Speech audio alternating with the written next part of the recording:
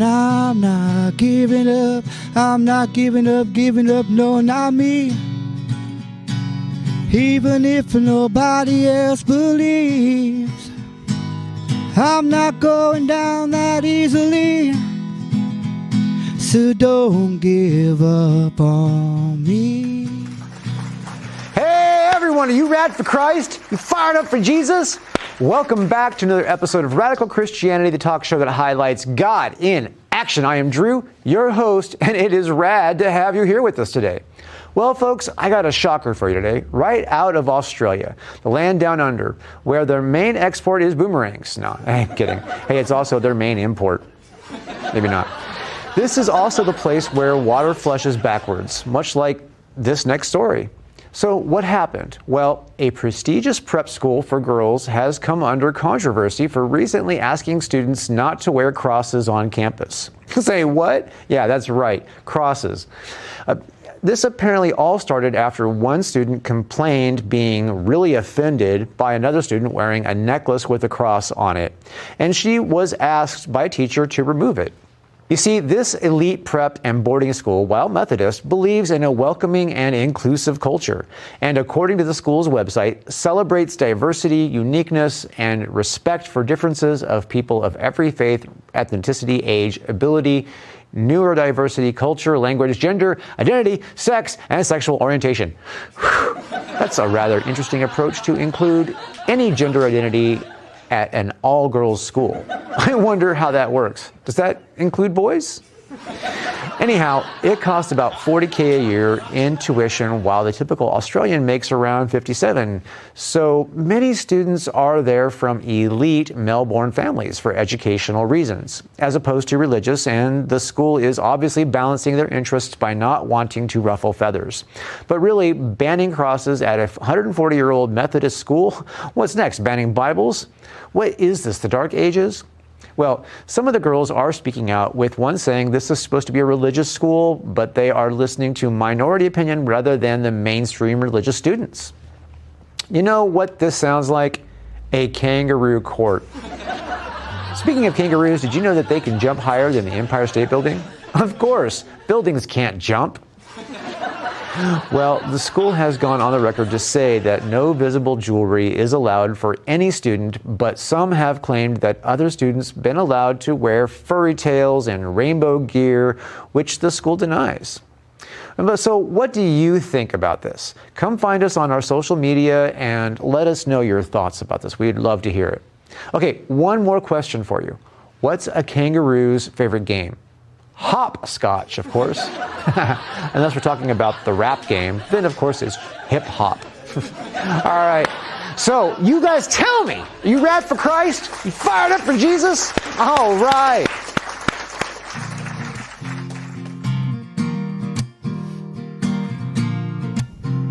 Ladies and gentlemen, this first guest is going to be an impacting message. This is a great guy. He's a Marine. He has a lot going on right now. I really want you to hear from him. So let's have a huge warm welcome for Nick Richardson. Woo! Nick. Good to see you. Have a seat. All right. So, welcome to Radical Christianity. Thank you. Happy to be here. You know, we've gotten to know each other a little bit with you on the other show I produce, and you know, it's a pretty good thing. I'm glad you're here. You know, people can get another side of you that they're probably not familiar with. You know? Sure. You know, you're running for city council for the District 6, which is the greater Woodward Park area, right? Yeah, it's northeast Fresno, so everything north of Bullard between Blackstone and Willow. All right. Okay, cool. So that's a pretty interesting area. It's got very lucrative homes and very lower cost trailer parks and a mix in there. So that's a pretty unique district. You know, you live in that district, obviously. You kind of have to run, right? So, you know, are you... I know some of the answers to some of these questions, so I'm trying to phrase them in a way that doesn't sound like I know them. But are you prepared for the job day one? Yeah, you know, we hear a lot on the campaign trail about day one, who's ready, day one. honestly, this is, I think, day number 617 of this mission that we've been on. And I'm also a big fan of not only, okay, dress for the part you want, right? But also act for the job you want. So that's really what we've been doing. I mean, since day one that we started over 600 days ago, it's been walking around, meeting people in person, finding out what issues actually affect them. It's one thing to stand up and grandstand and say, oh, you know, public safety and affordability and businesses, that's great. But for the family who has a big gaping hole in the street right in front of their house, that is their number one problem. For a family whose home has been broken into 4 times in the last year, that's their number one problem. You can go almost anywhere on any city block in District 6, and that community there has a specific issue that is their personal bugaboo. You know, that's the thing that they see when they get up and they leave the house every morning. Right. And for them, those are the biggest issues. So for us, it's all about providing, it's servant leadership, right? It's providing that service as quickly as we can to make a difference in these people's lives. Does it win some votes? Probably. But more importantly, it displays on our end what we're looking to do, right? The best predictor of future performance is past performance. So if you can go to a neighborhood and you were the reason that now they are in the process of getting a speed bump, or you are now the reason that you know, you got trees trimmed down to where they're not encroaching on their yards, or you're the reason they now have handy right access, or that their trash in front of their neighborhood's been picked up. That really speaks to people, and it really shows the way I want to lead this administration in City Hall. Well, that's cool. I mean, we're not a political show. You know what I mean? We do like to talk to the candidates because people need to know which people, you know, are faith-based and which ones are blowing smoke up their butts. Sure. You know what I mean? Which, you know, we've had a few of the smoke blowers on here, and, you know, I try not to out them. I'll let them out themselves. You know what I mean? Yeah. Because we're you know, as the nature of this show, we don't take a political stance as the show goes. You know what I mean? There's some political issues we might point out. You know what I mean? You know, like, you know, the issue with, you know, the wrong kind of books in children's schools. You know what I mean? And stuff like that. That mostly around protecting children. You know, but that's definitely a faith-based process. That's not necessarily a political process. You know what I mean? Sure, sure. So what we do here on this show kind of is talk about testimony to mission. Okay. Right? And you've had a lot of missions. So I'm really curious to hear this side of Nick Richardson. You know what I mean? So please share with us, start off with how you met Jesus. Sure. So I was raised in a pretty conservative, pretty faith-based family. My grandpa has been a Baptist minister for as long as I've been alive. We grew up, you know, going to church either with my grandparents or once Clovis Hills was built, going to Clovis Hills. And I, in elementary school, I, after being exposed to that, knew that this was the way, the truth, and the life. And so I think at 8 or 9 years old, I was baptized at Clovis Hills, rather, and had my cross necklace that I bore with me. But it was really an insulated existence, right? You could even say that at 8 or 9 years old, I picked my faith because that was the community I was raised in. So it's no better or worse or different from someone who grows up in a different part of the world where their family raises them to know that your morality, your choices are based on faith, and faith is this. It looks this way here. So I really didn't have a lot of context, right? So I just knew that it was the good boy thing to do. I knew that I believed in God. I knew that, you know, Jesus, I was told, had died for my sins, and that I was promised an everlasting life if I lived along those guidelines, and accepted that. It really took me going to high school and joining, to military institute for college, and then traveling the world to learn really what that context meant, to learn kind of the deeper meanings and the deeper, I guess, vision for my life that was revealed in Scripture, but that I really hadn't needed to establish the context for in my little insular portion of a generally, Protestant, non-denominational part of the country. Right. No, that's actually pretty common. You know, a lot of people, you know, I mean, you go to Clovis Hills, you know, so you've heard this, I know, because I go there too. And that is, there's a lot of people who, don't realize that they're not Christian. You know what I mean? They think they're Christian by family, or, you know what I mean? That's, yes. Instead of it's by like community. By community versus a relationship with Jesus Christ. You know what I mean? And I will say, we're great friends with Pastor Mitch at Clovis Hills. And we do attend occasionally, but usually we're at New Covenant on knees. just a little closer to the house, and we agreed that since I had gone to Clovis Hills, my fiance had gone to the Well, that we would pick a neutral party, and we'd investigate, all the different churches in District 6, and we'd pick one that kind of gelled with us. And so now we do attend New Covenant more often now. And that's perfectly fine as long as you're getting your Jesus. Doesn't matter which church you're getting it from, in my opinion. You know what I mean? And I know Mitch really well. He's been on the show. I've known him since I was a kid because we were, he was a pastor at Northwest when I was going to Northwest, and his brother Matt and I went to school together, and his brother Mike, was a counselor at the high school group at Northwest when I was in the high school group. Oh, cool. So I was like familiar with the three brothers pretty well. Good. You know what I mean? Growing up. So yeah, it's cool that you know Mitch. New Covenant's a good church too. So that's pretty cool. All right. So when you met Jesus, when you when did the family community aspect of Jesus transition to where it became something serious in your world? I think it was when I was in college and I started to realize that I was being called to serve. I was being called to a life of service, and not by the powers that be. The Constitution wasn't speaking to me. The ghost of a great grandfather gone by wasn't calling to me and saying, "Hey, you should serve your country." It was really out of a love of people, and people, are the proudest creation of God, and the fact that I was instilled, or I was being called to lead and inspire and to serve and to work for and to bond human beings, the men and women who also sign up to serve and to sacrifice. That was really when I realized that I think the calling was higher than just a profession. That leadership wasn't something that I was coming to pay my bills, to get the retirement benefits or anything like that.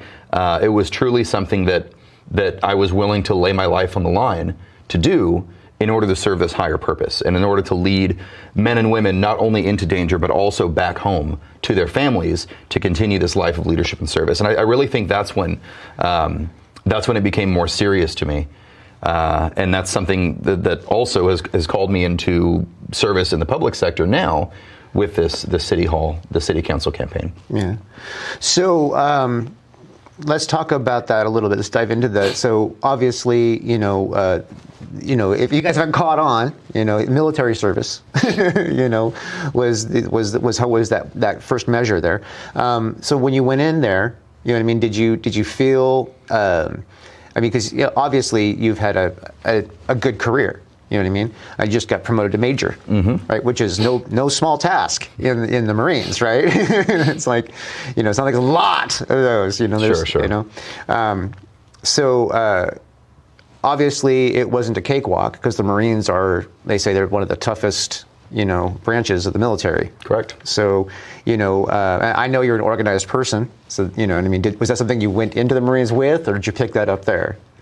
I knew from the time that I first enlisted in the Marine Corps, which was at almost 18 years old, 17 and change, that if I was going to join the military, it was pretty clear to me, based on reading a lot of books and learning and meeting Marines, having Marines, not in the family, but kind of hover around the family friends and whatnot, that if I was going to join the military, I needed to do it full-throatedly. I needed to do it full-heartedly. It needed to be the biggest challenge that I had taken on at that point in my life. And the Marine Corps had called. It was, which I realize in the context of religion, it sounds a little bizarre, but it truly, the Marine Corps is run like a religion. There are those who we look up to who are gone and passed, who we revere, and we read their words, and we look at their lives and their stories, and we take those to heart. We put our lives on the line, and we fundamentally change who we are in order to become something bigger and better together. Not as an individual, but together. Yeah. Right? I just want to correct you on one mindset for our audience's sake. I would say that the military is not like a religion; it's more like a culture. I would say the military in general, yes. Right. The Marine Corps itself, they are different. The Marines are different, right? You can join one branch and it's more like a club. You join one branch and it's more like a traditional kind of military setup. The Marine Corps is is something that is fundamentally changing to you. And I don't profess that it's my religion at all, but it is very much an existential thing. I mean, you can have two Marines in a room who have been out for 15 years each of 100 people, and those two Marines will know who the other Marine is within 5 minutes. And that's not something you generally see. There is a higher standard that Marines are held to. There is a higher level of discipline, I will say. Not that every branch doesn't have their shining stars and their very important purpose, but there is something different about the Marine Corps that really reeled me into it. And yes, I think that was kind of what pointed me in the direction, or that continued me on this direction, right? It's like picking a church. Like you said, there's no church that's wrong as long as you're getting your dose, right? And I feel like that's good for the soul, but it's also good for the body, and it's also good for the mind, that you have something that keeps you on track and that keeps you focused on the greater mission in the face of these other smaller missions that pop up. Okay. So how was Jesus in your life an important part of being in the Marines? So at the beginning of my Marine Corps career, I won't make any false pretenses. I got very, very dedicated to my duty and my job. Going through flight school is not easy, and there are a lot of very bright, intelligent, promising, educated men and women who didn't make it through flight school. And I'm very grateful for that. But that became my focus. I was freshly out of military school with all the discipline. Now I was getting my own paycheck. I was hanging out with my friends. I was getting to travel to these beautiful exotic places. So at the beginning of my career, I fell off the train a little bit. And I'm, not ashamed to say it. It's the truth. It happens to a lot of us. Yeah, and it took me probably until my last duty station, which was in Hawaii, that I started finding these opportunities to volunteer and to serve, and started really running into people who had real issues, who needed a real change of direction in their lives, or else they were going to fall off. Whether that was something, as easy as like volunteering with the Special Olympics, or reading and donating books to kids, something small like that, picking up trash on the weekends. Or, in I ran a very successful suicide prevention program and substance abuse counseling program, where I'd run into a lot of these young Marines who didn't have any higher direction or higher calling in their lives outside of the military. And that's when I think I started to realize that you need that faith, you need that bigger picture, you need to be able to zoom out. Typical helicopter pilot speak, you need to be able to get to that 10,000 foot level and see what your life looks like and what your larger role is that you need to play. And I think that's when I started to realize that faith is a guiding factor that really is nurturing for the soul, and it really reinforces your rails to keep the train on them. Yeah, well, keeping your train on the rails is hard to do. And the beauty about Jesus is, no matter how many times your train falls off the rails, he's still waiting for you there. Yeah. So that's awesome. Okay, so then, you're still reservist? I am. Yeah, so you're still technically in the military. So I am. Yeah. Did 10 years active until 22. 22, I moved to the reserves. Okay. So so with Jesus in the picture, how, obviously the service thing is and reaching out to other people, opportunity to share Jesus is always a blessing, and sometimes when we don't see it coming, it's even bigger blessing. So how did all that transition to current time? So there was a big one, right? I think that sort of my inspiration for how we run this campaign is Matthew 20:26 says that he among you who wants to be great must first be your servant, right? That was huge, because I know a lot of folks in the military are out, and especially in this new environment I'm getting into of elected leaders, that people see themselves as the one to be served. They think that a leader is a crown, or a leader is a seat, or it's a title. And that's power hungry. Yeah. Yeah, and that's really not what makes a leader. It's not endorsements, it's not money, it's not an elected position, it's not a title. He among you who wants to be great must first be your servant. So if we set out to run this city council, which I've never run a campaign before, I didn't run for high school class historian or anything at any point, and those positions are nominally a position of leadership, but of servitude, right? That's what we set out to do. So our focus running this campaign was to serve the most people we could in the most effective way that costs the least money, because I'm kind of a fiscal conservative. And to really make a difference in people's lives, not through, inspiration or through telling them what they should do or who they should vote for, but just by serving the person. So that really came through. I mean, that verse from Matthew is huge for me, but it really took a lot of the clutter out and it said that, there was a big booming voice, if you will, that said, listen, there are 1,000 things that go into a campaign. You need to focus on 3 of them. You need to focus on showing up always, no matter who calls you, when they call, to be there to have the conversation, to listen. Number 2, you have to focus on telling people the truth, looking them in the eyes, which is a lifestyle I already lead, so it wasn't a leap, but it gains special emphasis in this context. And the third thing is you have to be willing to outwork someone, right? St. Augustine told us that sloth is one of the 7 deadly sins, and I get that, but it's very easy to get down, get dejected, and stop trying your hardest at certain points. Before or after a big event, maybe there's a debate or a forum or a ballot or a primary election or a poll that comes out that maybe wants to breathe some weakness into you. And anybody who's a strong person of faith will know those temptations come, right? But if I could focus on those 3 things, on always showing up to listen, right? Jesus didn't just hang out with the Pharisees, right? He didn't just hang out with the apostles and tell everyone else they can kick rocks. Mm-hmm. Sometimes you got to go into the belly of the beast. Sometimes you have to go into the lion's den to be able to make that change. Well, Jesus chose to hang out with the most undesirable. That's it. Yeah. That's it. And to tell the truth and to outwork people, if I focus on those 3 things, I was told that, hey, the election, the numbers are going to be what they are, the percentage and the votes and the this and that is going to be what it is, but focusing on those 3 things is just like in life. If you focus on your driving principles, your faith, regardless of what the outcome is in life, you could be like Job, but you can sleep peacefully knowing that you lived your life, you executed your decisions the right way, right? The way that you were inspired. You didn't take a shortcut. You didn't bail out. You didn't question or compromise your morals for anything. You ran things the way that you know the right way is to be done. That tells me that I can look my kids in the eyes when I'm trying to be a good example for them and tell them, look, this is the way you do things. I have led by example, and I will continue to lead by example. Now it's your turn. So focusing on those 3 is really what I guess how we converted faith into driving principles for the campaign. Well, that's awesome. So, again, I try not to push people on who to vote for on the show. I like to introduce people, let them make their own decisions. Although it's hard hiding who I support. It's kind of hard. But the process of campaigning, especially this particular campaign you're running, is difficult. And yours has been very dirty. Not on your end, but it has been very dirty. Mm-hmm. I have seen a lot, not just from what I heard you say, stuff I've seen on my own, paying attention. There is just some really below the belt stuff going on. How are you handling that, personally, and is Jesus a big part of that for you? There's always going to be snakes in the grass and vultures in the sky. Mm-hmm.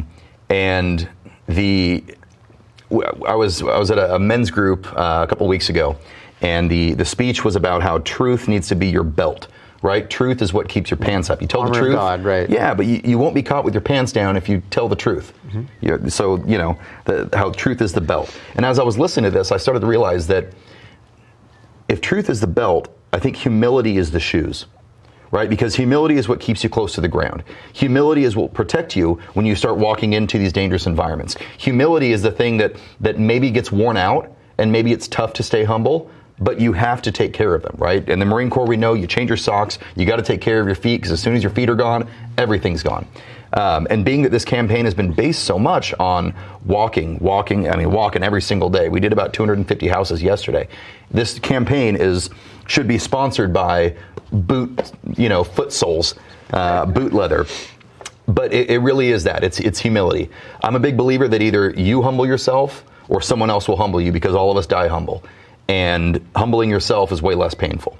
So when I come into this, when there's a debate, or I encounter my opponent, or I'm, get a donation or a sponsor or an endorsement or something of that nature, you have to stay humble, right? You don't ever count your chickens before they hatch. I wake up every day, I tell myself I'm at 49.999%, and we won't win unless I go out there and get more votes. So, keeping an eye on service and staying humble is really, really important. And I think that came from faith, right? You have to ultimately humble yourself and surrender yourself to God in order to live the life that, will get you everlasting life. And I think that if you want an elected office, the first thing that you have to do is understand that Someone's going to put you in that seat, and it's not you, and it's not a big donor, and it's not an endorsement. It's every other person out there, mom and dad and Joe and Cindy and Tammy and Daniel who live down the street. It's their votes that will put you there. So you have to be a servant of them, and you have to stay humble. Losing that is something that if I pray for anything during this race, it's God, keep me humble. And he takes a lot of opportunities to do that. But when something happens, something that's negative, it's very easy for me to turn around and think that I'm in a place that I can do something negative back, or I should fire back or argue with this person. And it's really a sense of humility that, you know what? Other people are going to have their opinions. They're going to have their methods. They're going to have their hang-ups. But the hardest person to hate is the person who doesn't hate you back. You know, if you want to be a bad guy, there are people who will make you their opponent.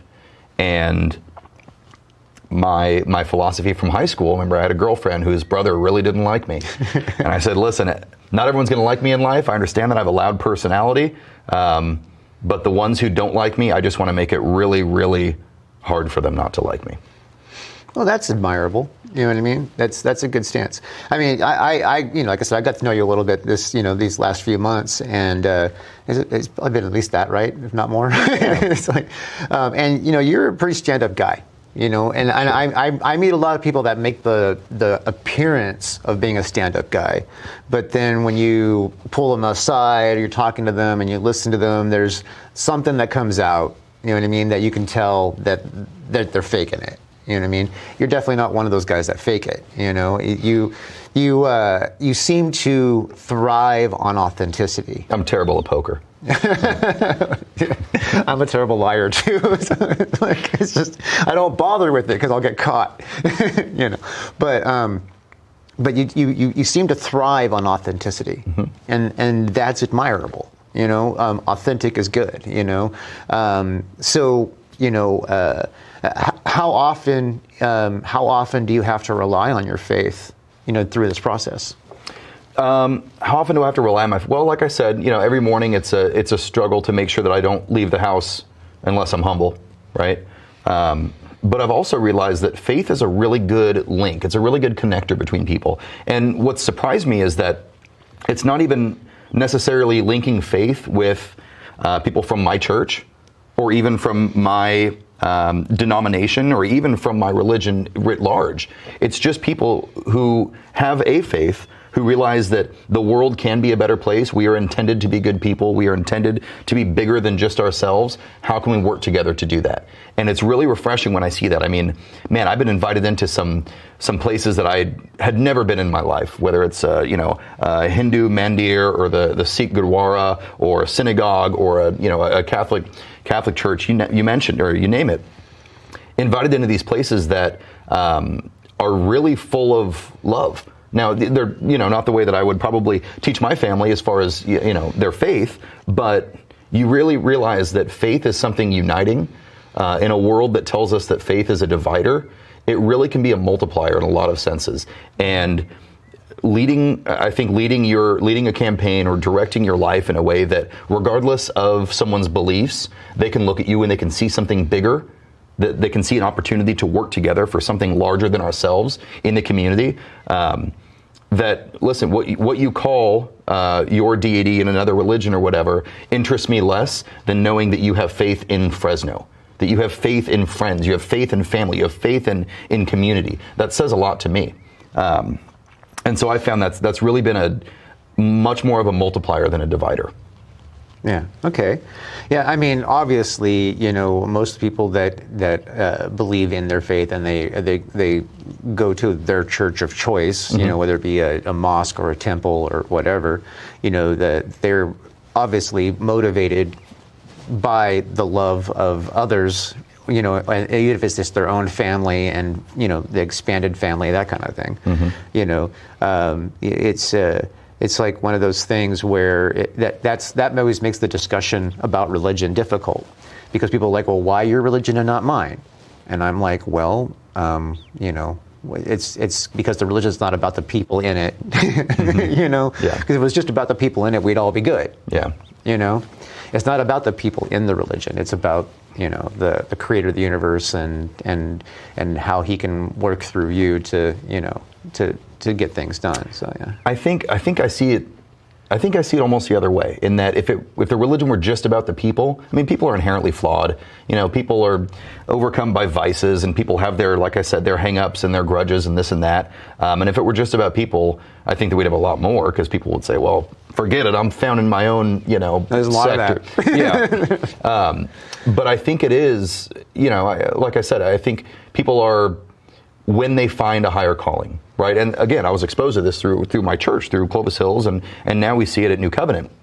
That when you're exposed to the idea that there is something bigger than you, that created you, that you know was here before you and will be here after you, and wants you to live and thrive and love, you know, the debates about what you call it become far less important in those scenarios. And I'll also say that for a lot of people, you know, I purposely don't get into religious debates while I'm out campaigning. And sometimes I get questions about it.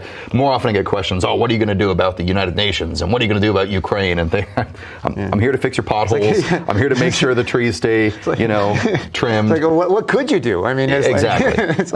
But I mean, people are a little scared right now. People are a little frantic. People want the solutions to the problems that they see as most important. And I get that. But when you die, that's going to be between you and God. While you're alive, what can we do between you and me?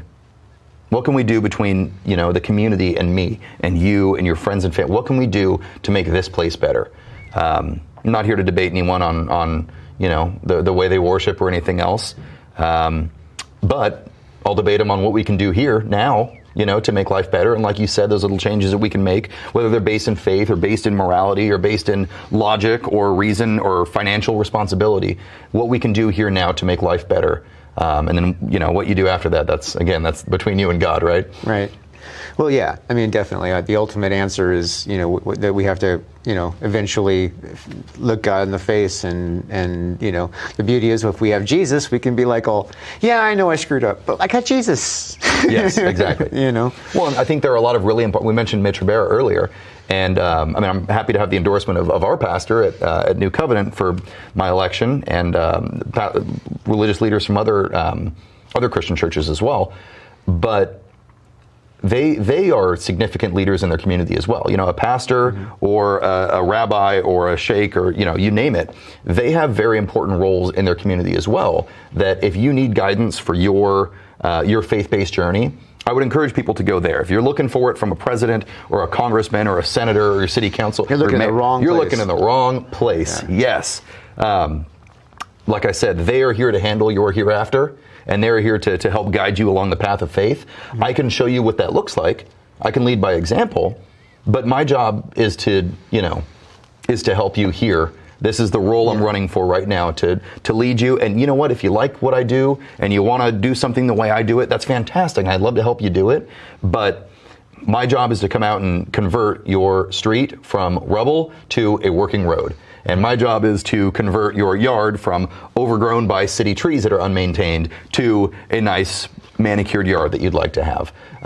You know, convert the city of Fresno's coffers from being underwater to having a surplus. Those are the conversions that I'm taking this job on to see specifically. Yeah, well, that's good. I mean, you realize that you haven't been called to be a pastor. Correct. You haven't been called to be a spiritual leader, but you have been called to be a servant and a leader of your fellow man. And you can lead by example. Yeah. You know? Well, spiritually, leading by example is the most impact. Sure. You know what I mean? Yes. Because if you go and tell people what they should think, they're going to turn you out. You know, Correct. they're going to be like, you know what I mean? But if they see Jesus through you, that's different. Mm-hmm. They'd be like, well, man, what is with you? It's Jesus, man. It's just Jesus in me. You know what I mean? And that is a bigger impact than a million sermons. I get asked that often too, because I mean, you mentioned some things. You know, have signs, have an issue here or there, or whatever else. How do you keep a smile on your face? How do you keep at this and you stay? How do you stay positive? You know, how do you stay smiling? How do you get up and continue doing this work every day? No, you know, knowing that it's somewhat of an underdog campaign. And I got these questions a lot more before the primary, before people realized that, hey, maybe he's onto something. But that's what it is. You know, if people want to know and they want to ask and they want to know what drives me and motivates me, I'm always happy to talk about that. But I'd much rather show them first. Yeah, that's awesome. Hey, we're out of time. Thank you so much for coming on Radical Christianity. And we have a saying here. You're definitely rad for Christ. You're definitely fired up for Jesus. And we love to see that here. God bless you, brother. Rock on. Yeah.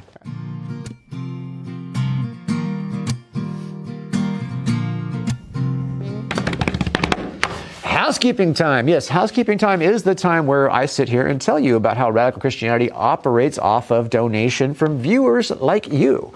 Yes, we are not wealthy. We are not well endorsed by wealthy people. We don't have a church cutting the bill for us. We don't have any of that going on. What we do have is some devoted volunteers, some hardworking individuals, and a willingness to serve our Creator. And that is why we are here. And if you can help us, that would be a huge blessing. So if you have $5, $10, $15, $20, $100, you know, whatever God puts on your heart to share, we can really use it. And the way you get that to us is you go to our website, radforchrist.com. That's RAD, the number 4, Christ.com. And you just go out to the top. There's a little donate link there. You click that donate link, it takes you to the Mr. E Christian Media donation page. Now, Mr. E Christian Media is the 501c3 nonprofit charity that we operate within. And that is, it's a 501c3, so it's tax deductible. Your donation is going to be a write-off. And you can choose Radical Christianity, any of our programs from the drop-down list right there, and send us, you know, whatever you feel God is telling you to send.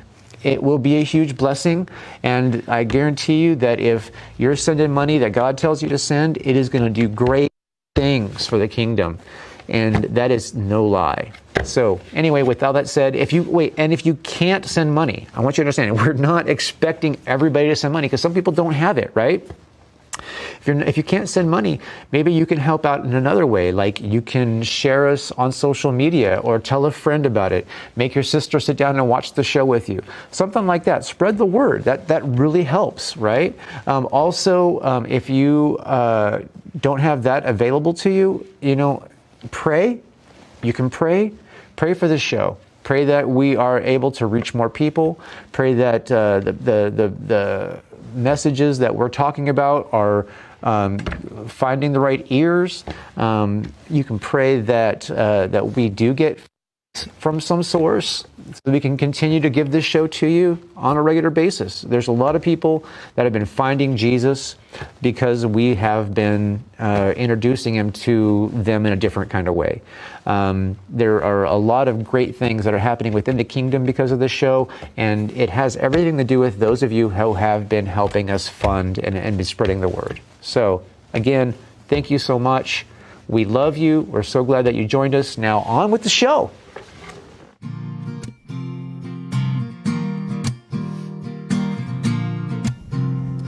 Ladies and gentlemen, this next guest is the lead pastor at New Hope Church. So let's have a huge warm welcome for Pastor Mark Addis. Woo! Mark, good to see you. Have a seat. So Mark, welcome to Radical Christianity. Thank you very much. Thanks for having me on here. Yeah, thank you for coming. This is a good opportunity. New Hope is a really nice church. Thank you. So, yeah. How long have you been there? Well, I've been there technically for about 14 years. I haven't been on the pastoral staff for that long, but I pretty much walked in the door a non-believer. Now I end up as lead pastor. So something changed, you might say, in the 14 years since I walked in there. But. Well, I mean, if you've been around, I mean, as long as it's not like a seniority thing. No. No. So how long have you been lead pastor there? This is the end of my second year. Okay. And I was the associate pastor for 6 years before that. Okay. So. Yeah, that's good. So now New Hope, what's the like average attendance? We're averaging this year between 400 and 450 on a Sunday. Well, that's a very respectable number. Yeah, it's not too bad. It's well over the average. You know? Yeah. It's well over the average, so. Yeah, it's good. But we have 3 services, so often people say it still feels like a small church just because each service has less people in it. But, well, that's good. That's good, though. So it has a small church feel and quite traditional feel to it. Yeah. So do you guys have a choir even, or do you?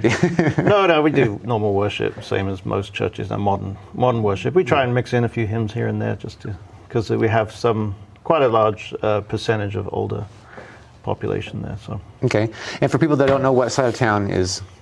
We're in North Clovis, so we're kind of Nees Avenue, and there's a lot of churches down Nees, but we're the last one down Nees. Yeah, I always make the joke that they need to rename the spelling on that street to Knees. Well, that's funny.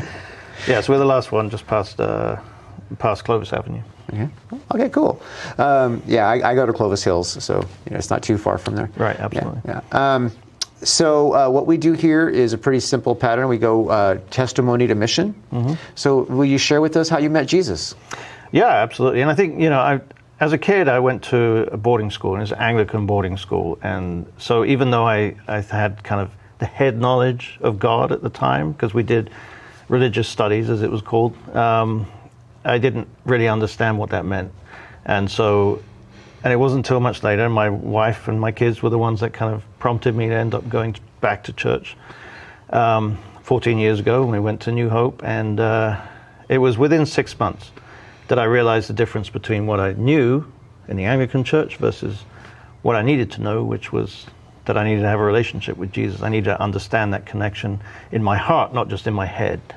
And so at that point, I just felt, it was significant. I know it is for everybody, but sometimes it doesn't always feel that way. It just kind of eases in. But it was significant at that point. And I just felt very hungry for whatever I needed to do. So I met with the senior pastor then, who was Tim Rowland, and he's very well known around town. And I said to him, what do I do? I don't know what to do next. So he said, you need to get involved, serve. And I said, that's great. I'll do anything except children's ministry. Of course, I ended up later on teaching children's ministry, but that's the way God works. Isn't that funny? I did the same thing when I started going to Clovis Hills. I'm like, I'm happy to serve, just don't put me in leadership. Right. Be careful what we say when it comes to that.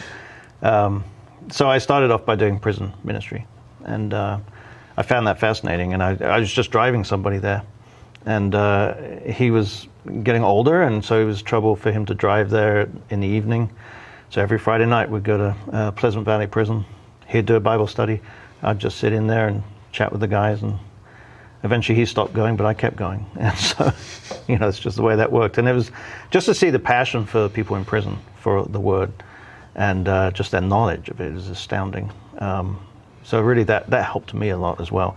And just honestly, those car rides back and forth with somebody who was a very mature Christian, just chit-chatting on the way there, chit-chatting on the way back, that made a difference for me. And it was a mentoring type approach. So I was lucky. I've been very lucky. I've had some really good church men that have been great mentors for me.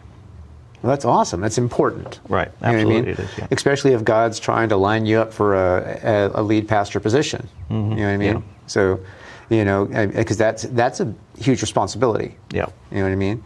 That's huge responsibility because people will, look to you for how they should respond to stuff. Right. Yeah.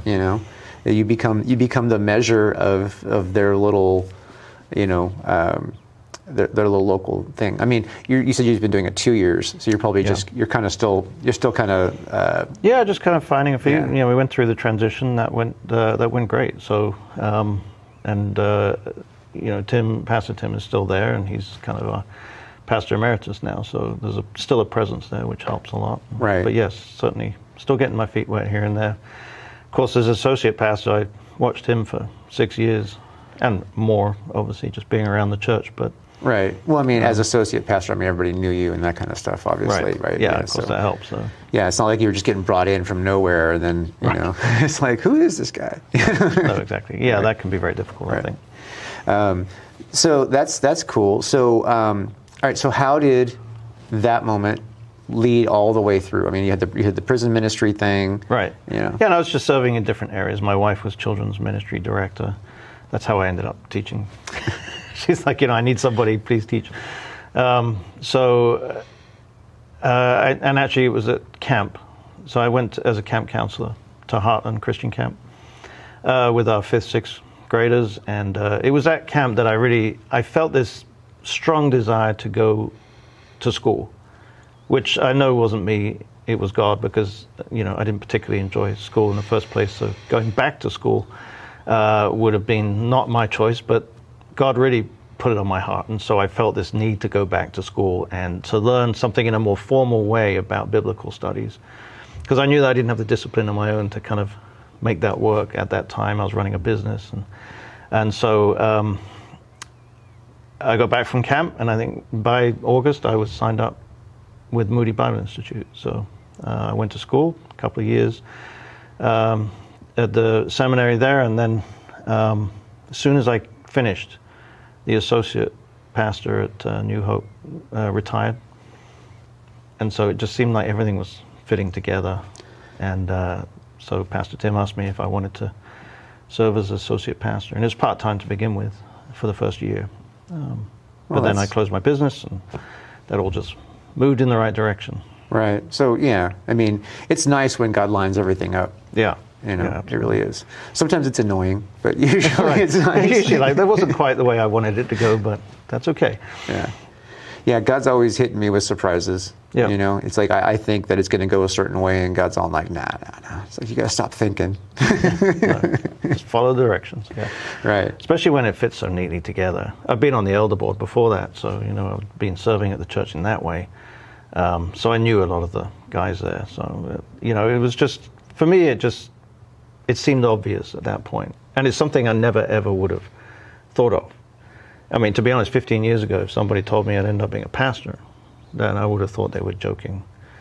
It just wasn't even close to being on my radar. Right. So life has changed a little over the last 15 years. Well, that's good. And that's good. Transformed, I should say, rather than. Yeah. I mean, if we're not changing, then that means we're already perfect, right? Right.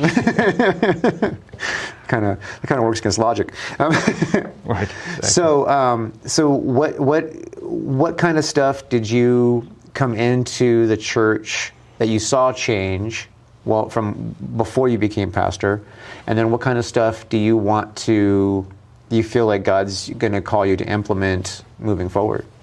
Well, I think we've kept a lot of things the same, because honestly, there was some really good things happening at the church. And one of the things that we do a lot of, which we've continued to do, is we do memorial services, a lot of memorial services every year. And I think it's just a way of us serving the community, because a lot of churches won't do memorial services unless people are a member or they have some connection. We don't mind. It's like, just come in and we'll take care of it. And that actually has led to a lot of families beginning to attend because of that. But so we've continued to do that, and I think it's important to do that. It's serving the community in that way.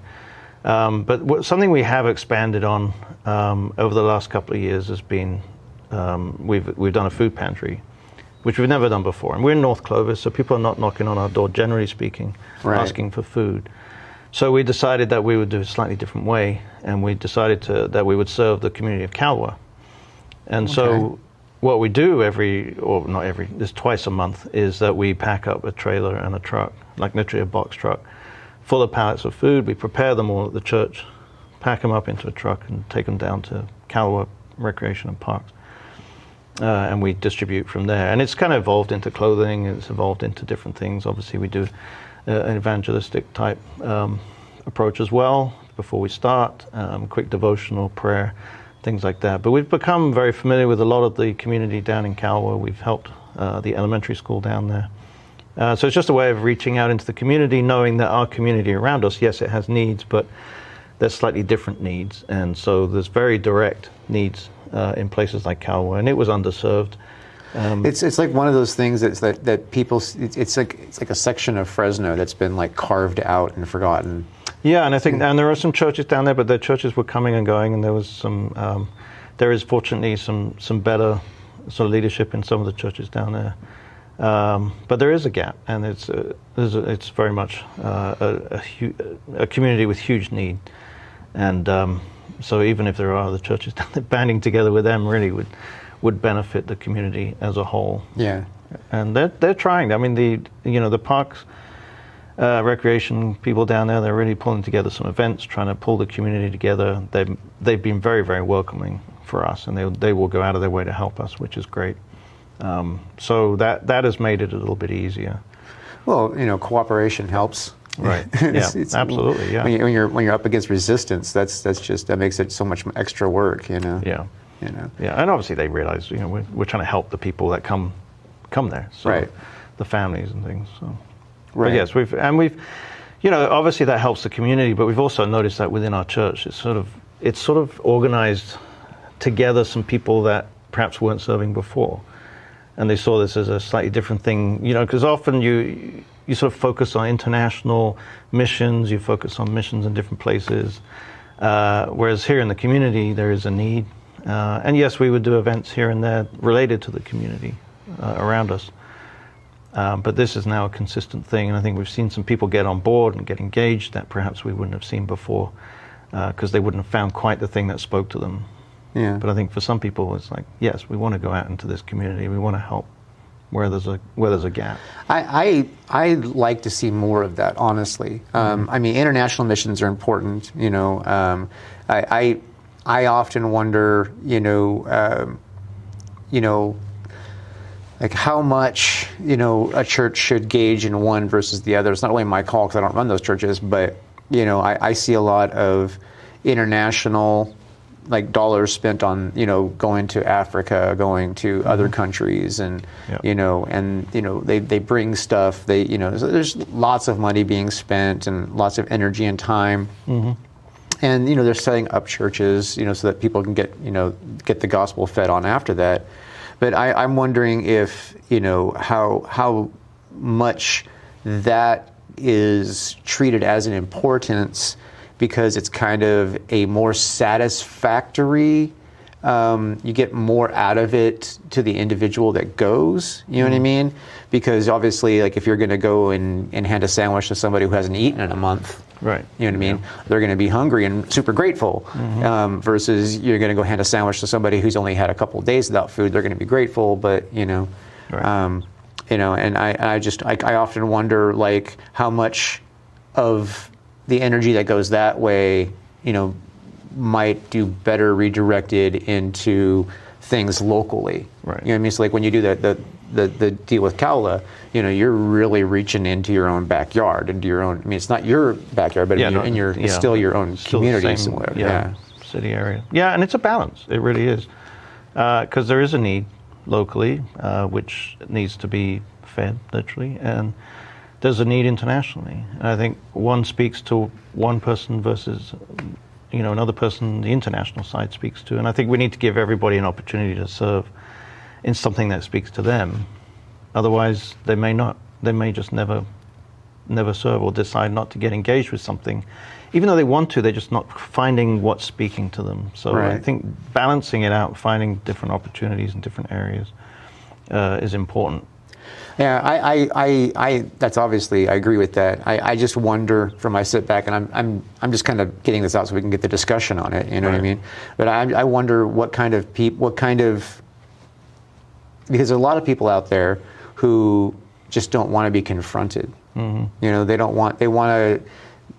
want to have to sit down and, talk Jesus with somebody who, is not really receptive to Jesus. Right. Yeah. Versus, you go to Malawi, Africa, and you're going to have a whole bunch of people that are just impressed because you're an American. Right. You know what I mean? Yeah. So it's like if you're coming in and you're already Superman, you know what I mean? They're going to obviously listen. Right. Yeah. And there's a whole mess of people going to Malawi. I mean, all kinds of different churches, and I mean, our church goes there a couple times a year or something. You know what I mean? At least every year.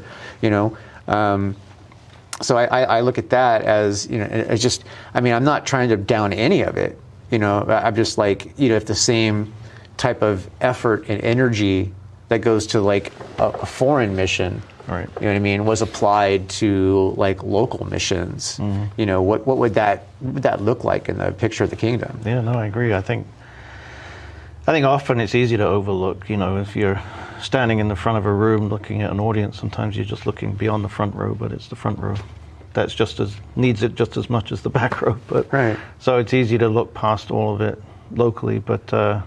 Fortunately, there's some great organizations that work locally, and I think churches should partner with them, make sure they are either supporting them financially or with volunteers, or because we do the same thing with the Fresno Mission, and we have volunteers that help with certain things that related to them, pregnancy care centers, stuff like that. Local organizations that are doing great work locally in these cities, Fresno and Clovis. But also, I think it's important if we see an opportunity to try and embrace it. Right. Yeah. So, what do you guys, when you guys go and you said you kind of handle it a little evangelistic when you do the the prayers and yeah, we do kind of an opening devotional and Right. just kind of a quick thing, because they've been waiting in line if it's hot in the summer. They don't want to be waiting much longer if it's cold in the winter and raining.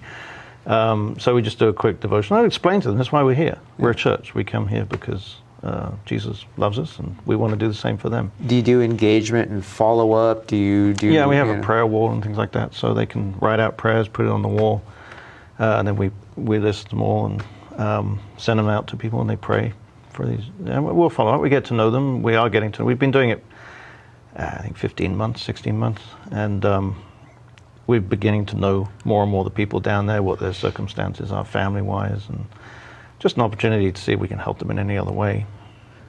And then the other churches in that area, do you try to bring them in at all when you're doing it? Yeah, or? we talked to a couple down there, and there are some doing their own thing as well. Right. But certainly, if we do events, it'll be a good opportunity for us to get together with them, make it a multi-church situation. I like to see more of that going on. Yeah. You know what I mean? I really, really would. One of the things about Clovis Hills I like a lot is instead of just trying to expand the one campus, they do multiple campuses, so they Right, kind of yeah. have reach into different areas, which is, I like that, because obviously there's the, it's not like it's just, hey, we showed up, here we're doing something, and now we're over here, find your church. You know what I mean? It's like no, there's a church almost everywhere. Yeah. Yeah, they got most of the city area covered. Yeah, most of it. I mean, yeah, it's they got the Tulare Street, which is downtown. They got the Old Town Clovis. They got the North Clovis. They need a centralized Fresno one, but Right. I mean, that they're probably just waiting for God to open that opportunity. Yeah. When the timing's right, it'll Right. happen. Yeah, years ago, as a church, we did look in Calwa. There was a church there that we were sort of partnering with. They ended up closing down, but that opportunity at that time, apparently it wasn't the right time. And they had a food pantry in that church, but and it was very small. But that's what kind of led us to go back to that, because we felt like there was something drawing us down there originally, and then later on. And the timing apparently was just right for that. And I think that happens for anything. If you're getting involved in any church situation, it's like that when the timing is right, it'll just happen when you think it couldn't possibly. Right. Well, I mean, the more miraculous it seems, the more credit God can take. Absolutely. I often struggle with a lot of those elements, because running a nonprofit that is a little more unconventional makes it very difficult to fundraise. Yeah, absolutely. You know what I mean? Because people will be like, "Oh, well, what do you need funds for?" It's like, "Well, there's a mess of things. Do you really want a list?" You know what I mean? It's like, people don't realize that, there's a lot of areas of ministry that are completely overlooked or ignored. You know what I mean? So many. So I from that standpoint, I tend to, like, before I started this ministry, when and just tell you, it was definitely me saying no a lot, God saying you're going to do it a lot, and because I'm like, why, but then the whole difference between feeding somebody for a day, giving somebody a fish, you feed them for a day, you teach them to fish, you feed them for a lifetime. Right. That message hit hard with me on the ministry, because one of the things that we're supposed to do here is, disciple people on how to do media. Right. Okay. And it's the opportunity to do that has been very thin, because we don't have that kind of budget, you know? Yeah. And we don't, and we thought about partnering with a church at first, and I prayed really hard about it, but God was very clear. It's like, no, we don't want any single church to be directly associated with this. This is a serve all the church kind of thing. Right. So like, it's a challenge. Yeah. Well, but in some ways, you know, if you have a single church involved, then it can be off-putting for the other churches. Exactly. Well, that's whatever church's name's ministry. Right. Yeah. Exactly. That's clearly why God was all against that. You know what I mean? Because it would have been really easy for me to go to my home church and be like, you know, hey, let's, you know, because they already have a bunch of tech facilities and all. I mean, it would have been super easy. Yep. But God was all, no, that's not the way to do it. So what kind of challenges do you guys face? I mean, because obviously, you know, that's a very challenging thing on itself, but. Yeah. Challenges as a whole. I think for us, it's always, you know, the mix of, we're trying to get a greater mix of age groups in our church, and I think that's a challenge. We've traditionally been a church with more seniors, and I think we don't have a lot of the sort of slick production feel that a lot of the bigger churches do. We're quite a traditional. When you walk into the so when sanctuary, you say slick, you mean like presentation when they walk in? Yeah, the presentation and the worship, the lighting, the everything. You know, just kind of like we have a very traditional type sanctuary. When you walk in, it looks like a wedding chapel. Still, it has pews, it has stained glass window, it has. So it has a much more traditional feel to it, which I think for some of the younger generation, they look at that and think, okay, this is old school. Maybe not something that they would be interested in, but. Of course, teaching-wise and worship-wise, I mean, it's not much different. It's good, solid biblical teaching, we hope. And so I think that can be off-putting for a lot of the younger generation. Not as many bells and whistles as many churches now, but... yeah, well, the bells and whistles... When they're getting married, they'd love to have it, because then it looks like a wedding chapel. Exactly. Well, bells and whistles don't save anybody. Right. No, exactly. You know what I mean? So, and they don't... I mean... the worship fluff, you know what I mean, can be, it can create a nice swell in the heart, you know what I mean, and, you know, but authenticity is everything, you know what I mean? So, you know, it's, you know, I mean, the church I go to is huge. We got a huge stage. I mean, I volunteer there on the camera. I mean, you know, we're a huge production. But, you know, there's a lot that may be lost in all that. Right. You know what I mean? There's a lack of intimacy, you know, in that. Whereas in a smaller church building, right. You know what I mean, that's more of a chapel style setup. You kind of have more of that intimacy. Yeah, and I think it's just, for a challenge, I mean, it's harder sometimes to get younger people to walk in the first place. But yeah. Well, do you have like a youth program? Yes, we have a good student ministry program. It tends to be, you know, 20s, 30s that we have a challenge with, but well, 20s and 30s, that's you know, that's the people, of course, a lot of them go away from the church at that point. Right, that's when most people are doing their wandering. Right. Yeah. But you know, that's a challenge. Different challenges for different churches, but and then it's just the usual. The rest of it is, you know, it's always finding people to get engaged. We have a lot of people very engaged at the church, but you know, anytime you start any new program, you just need more people to help. So it's trying to get that message out there that sort of speaks to people that they want to help and volunteer and do the normal things. But but honestly, we're just very fortunate, and the people there serve, and they serve very, very well and faithfully. Well, from what I hear, God's using your church, so that's a good thing. That's great. Yeah, you know what I mean. That's good to hear. That's what's important. Yeah, yeah. I mean, honestly, I feel like just from what I see all the time, even today, you know, we had a lot of people serving today for a memorial service. So, you know, just they're faithful people, and I think that goes a long way. Yeah. Well, that's great. I'm glad to hear it. You know, obviously, that area town has a high concentration of churches. Right. You know, probably anywhere else than in town anywhere else, which has always blew my mind. I'm like, was everybody trying to target the Clovis growth or something? You know, how did that happen? You know, but at the same time, you know, in a way, I think that's a good thing because that's kind of where a lot of money lives. Right. And it's hard to get people with money to separate that for the sake of God. So this could be a reason why a nice cluster of churches there could be a good thing. Yeah. Mobilizing people of means to help those that don't.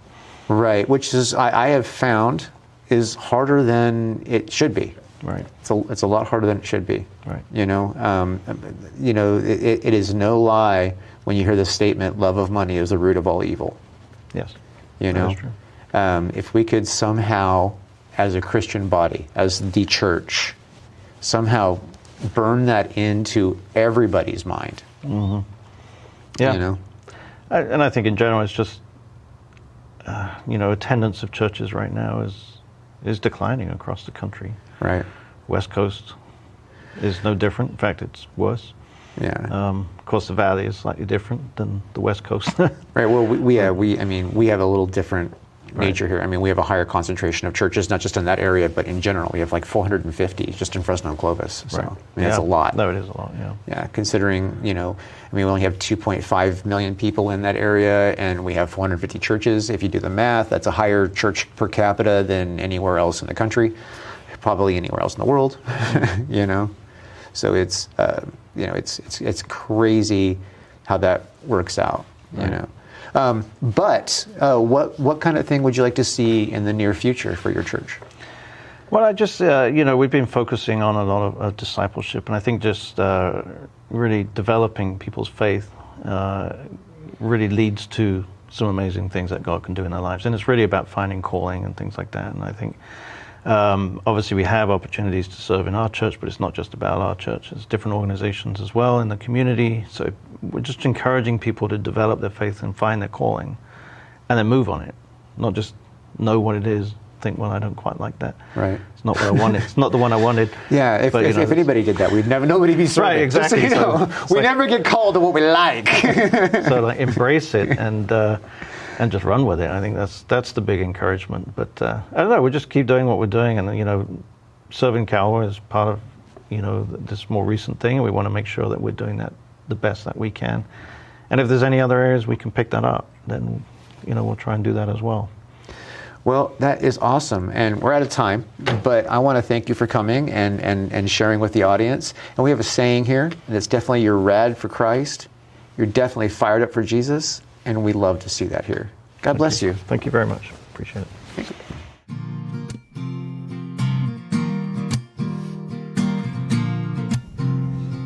Hey everybody, thank you so much for joining us for another episode of Radical Christianity. It means so much to us that you spend your time watching the show with us. Our guests have things to say that can be very impactful. We hope that you're getting something really strong and good out of every episode. Really, we really do.